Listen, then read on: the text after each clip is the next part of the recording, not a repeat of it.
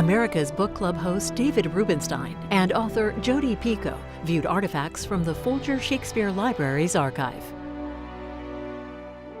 Hello, welcome. Hi, how are you? Good, I'm Greg. I'm the Jodi. librarian and director of collections and exhibitions at the Folger. So nice Hi, to meet David you. Rubenstein. Very nice to to meet you. Well, thanks for coming. It's my pleasure. Have a few things to look at, not in a case, which is nice. I know, it's so fancy. So you see if this is something that rings a bell for you.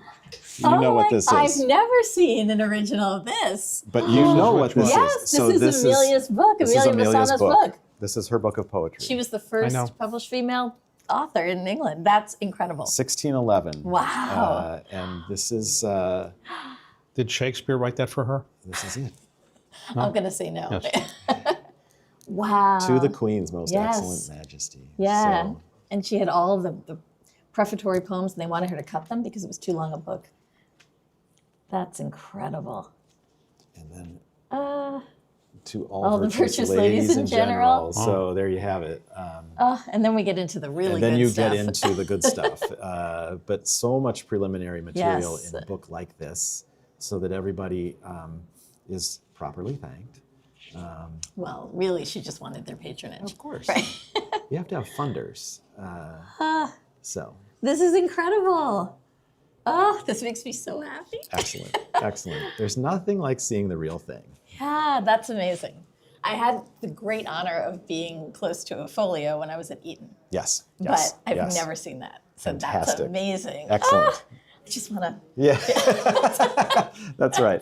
Well, we did get out a folio. Okay, good. So, of course, there's 82 of them here. Which is a little greedy, but You know, so we like to talk about what's possible when you have 82 of something that isn't as possible What, when you he have was paying one. $1,000 for him or something like that? Oh, it was a huge range, up to 10. There was a wide range in all different conditions. Okay.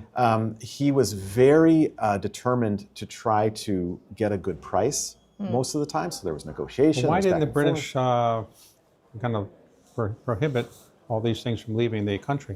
They just didn't really have those regulations in place at the time that Folger was collecting. I think it was after some of the American collectors really dove into that. So the 232 of them or something like that?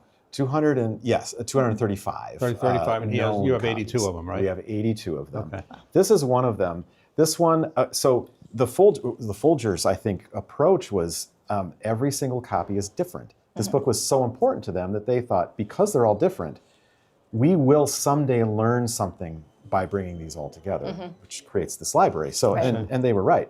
This particular copy, you can see this binding. This is an 18th century binding, so put on later, and decorated very specifically with the Shakespeare's coat of arms with the spear. And this is really nice because in the front of it here is a portrait of Roger Payne, who is the person who put this binding on. Cool. So this is an engraving of him at work. And then also tipped in here is the bill that he wrote for this binding. Oh, wow. So it details his process, the condition he found the book in, and then what he did. And then, that's really cool. Yeah. So that has traveled with this copy now through the centuries. These pages are from 1623, or they're just a rebound cover? 1623, and then the cover is rebound. I got it. Okay. You can also see that, you know, this has been taken from a different leaf, inserted. All of these copies over centuries are affected in one way or another by things that have happened to that's the only picture we know of Shakespeare, really? This is the only picture where there's some reason to believe that people who knew him and worked with him were involved in the creation and the approval of that image. So we think it is likely the closest to what he would look like. The ring in his ear. There's a ring in his ear? Because now you see pictures of him with a ring in his ear. Yeah. Could that come from this? I don't know where it came from. I don't believe that came from this. Okay. No, but there are all kinds of great conspiracy theories about this portrait. Absolutely, about this portrait, and then there are many portraits that that are claimed to be of Shakespeare paintings, but there's no proof, there's no evidence that in fact any of those were painted from life. This is the third state of this engraving. So over the course of printing, Okay. There were modifications made to it. He got a little extra little detail double- on the chin, and Which some people say is a mask, which is just Right. hinting at the fact that perhaps he wasn't the author. The double left arm is in no right writing, yes. Not that I buy into that stuff or anything. It's the fact of the matter is, we think it's a likeness. It's probably a likeness, or pretty close, but it's a little bit clunky as an image and as an engraving. So then, of course, you have this great dedicatory material, and then into the plays. So beautiful. Yeah, so nicely laid out. And, yep. Yeah. I mean, I wish someone else's name might have been on that cover, but just saying. But that's amazing. Thank you so much You're for so this. welcome. Yes. That is amazing. That is a Excellent. highlight for me. I Fantastic. really appreciate it. Great. Thanks so much. Of course.